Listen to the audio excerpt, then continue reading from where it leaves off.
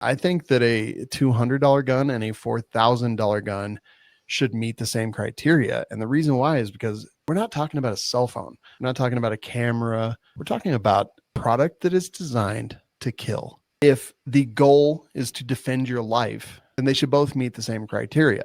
I hold them to the exact same standards, regardless of what the cost is. Now, is cost versus performance a factor? Yeah. And I mentioned that, but a $200 gun that is unreliable is pointless and worthless. That's the man who owns 47 high points.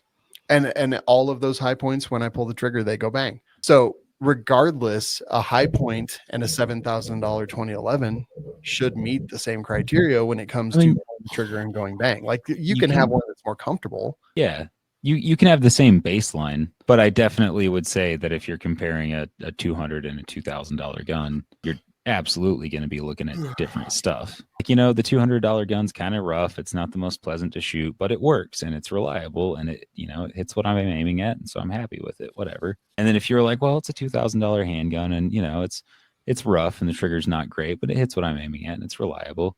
Like that's a really shitty $2,000 gun. 100%. So, I mean, you definitely have different standards. I don't think you can leave the pricing out. I don't think it's realistic. The way our community works, one, people won't just allow you to leave the price out. They're not, the audience is not going to allow that because it is one of the most important decision-making factors. You have to put the price in there.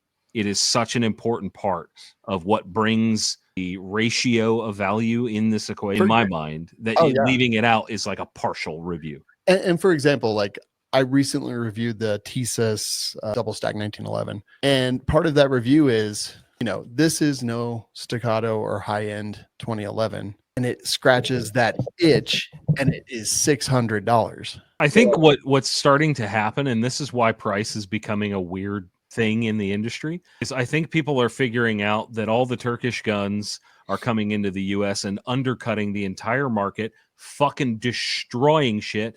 PSA is ruining the value propositions of expensive guns by constantly flooding the market with cheaper options, and most people don't shoot enough to need or find the lack in value in those more expensive guns, and they just want fucking guns. So those expensive guns seem even more fucking ridiculous when you have a $600 2011 that fucks for $600 versus a $7,000 pistol that I just reviewed that was kind of okay. It was middle of the fucking road. Yeah, that's nuts to me, man.